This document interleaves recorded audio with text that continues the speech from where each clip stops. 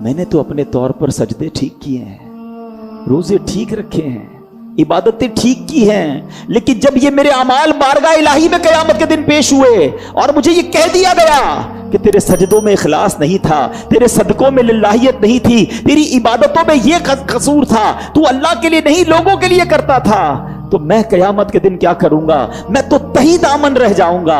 تو اے میرے میٹھے اسلامی بھائیوں, یاد رکھیے ہمیں اعمال بھی کرنے ہیں, وہ اللہ کی رضا کے لیے کرنے ہیں, اور اس کے ساتھ ساتھ کبھی اپنے اعمال پر سیٹسفیکیشن نہیں لانی کہ میں بڑا نیک, میں حاجی, میں نمازی, میں صدقہ کرنے والا, ارے میں کچھ بھی نہیں. اگر اللہ نے عدل کیا, انصاف کیا تو مارا جاؤں گا. مولا یہ جتنے آئے ہیں تیرے انصاف کے نہیں, تیری رحمت کے سوالی بن کر آئے ہیں. فقط اپنی رحمت سے ہمیں داخل جنت فرمانا, ہماری مغفرت فرما دینا. پچھلی امتوں میں ایک بزرگ ہوا کرتے, بیچ سمندر میں ایک پہاڑ پر تنہا رہتے تھے. اللہ پاک نے ان کے لیے انار کا ایک درخت اگایا تھا اور ایک میٹھے پانی کا چشمہ بھی نکالا تھا. انار کھاتے, پانی پیتے, دن رات اللہ کی عبادت کرتے. اسی حال میں 500 سال گزر گئے. 500 سال, ٹھیک ہے. اب کوئی سوچے نا, گناہ ہی نہیں ہے نا, عبادت ہی عبادت ہے. حضرت اسرائیل علیہ السلام تشریف لائے, انہوں نے کہا کہ آپ کی روح قبض کرنے آیا ہوں. کہا مجھے اتنی مہلت دے دیں کہ میں وضو کر کے 2 رکعت نماز ادا کروں, اور جب میں سجدے میں جاؤں نا اس وقت میری روح قبض کر لیجئے گا. زندگی بھی کیسی گزری. حضرت اسرائیل نے کہا میں تمہارے لیے اتنی مہلت لے کر آیا. 2 رکعت پڑھی اور آپ نے سجدے میں اس کی روح قبض کر لی. ایسا نیک بندہ اللہ کی بارگاہ میں جب حاضر ہوا, اب ذرا سنیے گا بات.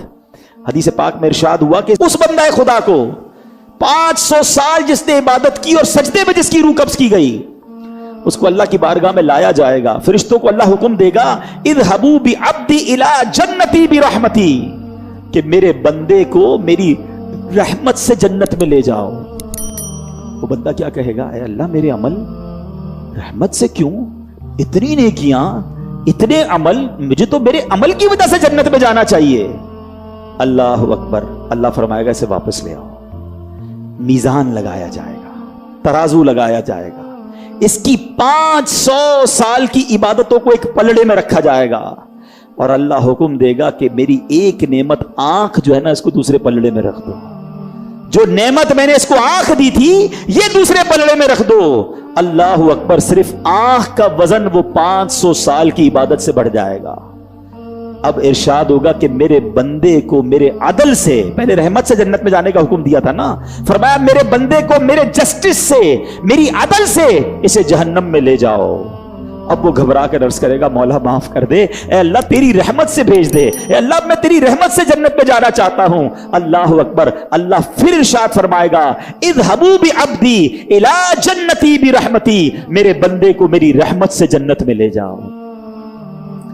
یہ ہے اللہ کی رحمت. ورنہ اللہ نے نعمتیں اتنی دی ہیں نا, ہم سر سجدے سے ساری زندگی نہ اٹھائیں تو ایک رحمت کا بھی ہم شکر ادا نہیں کر سکتے. پھر وہ بندہ کیسے اللہ کی نافرمانی کرتا ہے جو اس کی رحمتوں اور نعمتوں کے بوجھ تلے دبا ہوا ہے. پلیز میرے میٹھے اسلامی بھائیو سمجھو اس بات کو, اللہ نے جس پر رحمت کی وہی بخشا جائے گا. وہ پنجابی شاعر کہتے ہیں نا, عدل کرے تے تھر تھر کمبن اچیاں شانہ والے. اے اللہ اگر تو عدل کرے گا تو بڑی بڑی شان والے بھی گھبرا اٹھیں گے. عدل کرے تے تھر تھر کمبن اچیاں شانہ والے, فضل کرے تے بخشے جاسن میں ورگے منہ کالے. اے اللہ فضل کرے گا تو میرے جیسے منہ کالے بخشے جائیں گے. تو اللہ کا فضل تلاش کرنا ہے, اپنے اعمال پر بھروسہ نہیں رکھنا, رب کی رحمت پر امید رکھنی ہے.